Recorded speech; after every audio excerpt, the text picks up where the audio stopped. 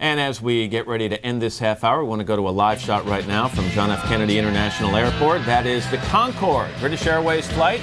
Last commercial flight of that supersonic jet, taxiing out on the runway, supposed to be wheels up at 7:35, but as the British would say, they are ahead of schedule. That's right. And it is the final flight, the end of an era.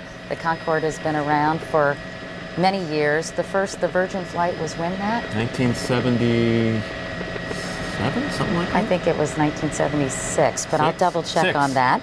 And some of the dignitaries on board: Joan Collins, Sir David Frost. We saw Christy Brinkley earlier. Right. It's going to fly at 1,300 plus miles an hour. And here's a fact for you, Katie. The airframe actually stretches between 6 and 10 inches during flight because of the heating caused by the speed it travels at. Wow, 3.5-hour flight, actually less than 3.5 hours before it reaches London, England. That's right. And once they get there, they're expecting something like 250,000 people at Heathrow Airport to greet the plane as she arrives. Can we say she? Yes, we decided we were trying to figure out the plane's gender.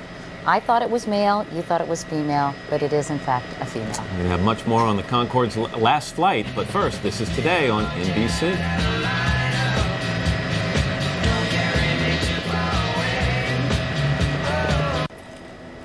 Well, it was a rather emotional farewell. Captain Mike Bannister, who you met yesterday, gave a rather emotional speech. They then pushed back the plane and actually raised both the British and the American flags from the cockpit as it was pushed back. The New York City Fire Department, actually the Port Authority Fire Department, did a water display, a ceremonial farewell.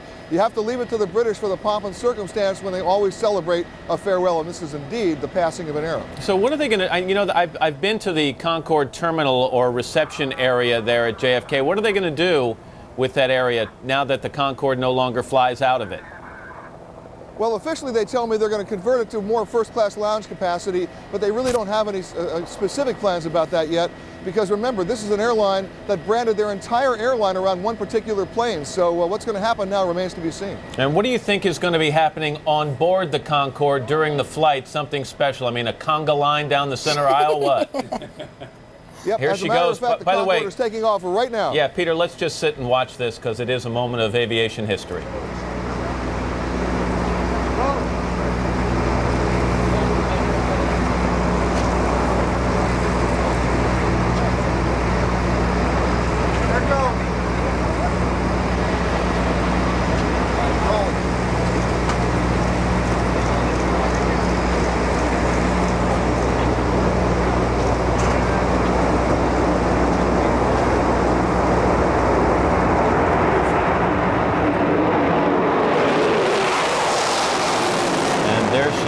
Peter, and as she goes and takes off from Kennedy, I have to say that there are some people living in communities not far from that airport who are probably sipping champagne this morning, not unhappy that this is the last flight of the Concorde. That is correct, Matt. As it rolls down runway 31 left behind me, you just saw it take off. They'll make a mandatory left turn over those people in Howard Beach and then out over the water, and in about 12 minutes she'll kick on the afterburners and then they'll go up to Mach 2. Yeah, and if you've ever been under the Concorde and watched it come off a runway, it roars, and the people there have been complaining for years that it's shaken their houses, even set off car alarms every time it takes to the skies. So there's going to be some peace and quiet, relative peace and quiet for those people in the days and months to come. Peter, let me just ask you also, I mean, what is going to happen with the actual aircraft? 16 were built. How many are left, and where are they going? Well, British Airways only has 5 left. In fact, the plane that just took off now is their latest in the fleet. In fact, it actually set the speed record about 7 years ago from New York to London in 2 hours and 52 minutes. They're not going to set any speed records today because they're going to fly low and slow over London, over Windsor Castle, up the Thames, all around London. What's going to happen after that, all 5 planes are going to be parked in London at the airport, and then one by one they'll be decommissioned and go to museums around the world. All right, Peter Greenberg, just pretty to watch. I don't care how many years she's been flying. It is pretty to watch that plane take off. And thanks for your coverage very much.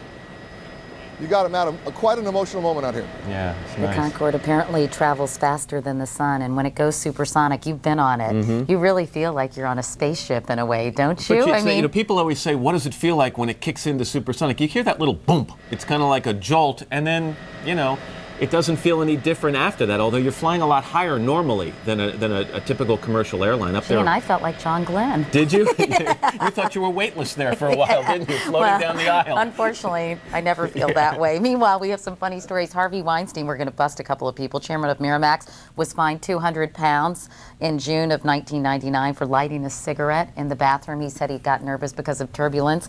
Diana Ross set off a metal detector and flew into a rage when a guard tried to search her by hand. She was arrested, but later released without charges. And I know this is your favorite one. When Michael Jackson flew to Britain on Concorde last year, he reportedly purchased a separate seat for his Pinocchio-style puppet.